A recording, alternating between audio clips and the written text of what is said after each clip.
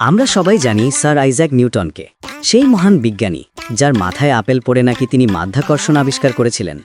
কিন্তু জানেন কি, এই একই মানুষ একদিন এমন এক জিনিস বানিয়েছিলেন যা আজও প্রতিটি বিড়ালের জীবনের অবিচ্ছেদ্য অংশ।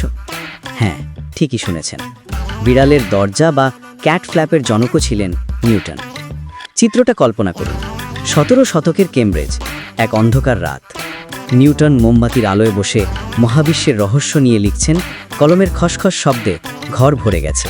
হঠাৎই মিয়াও মিয়াও, তার প্রিয় বিড়াল দরজার পাশে আঁচড় কাটছে, বাইরে যেতে চায়। নিউটন উঠে দরজা খুললেন। কিছুক্ষণ পর আবার ফিরে এলো বিড়াল, ঢুকতে চায়। এভাবে বারবার দরজা খোলা বন্ধ করতে করতে একসময় নিউটনের মাথা গরম।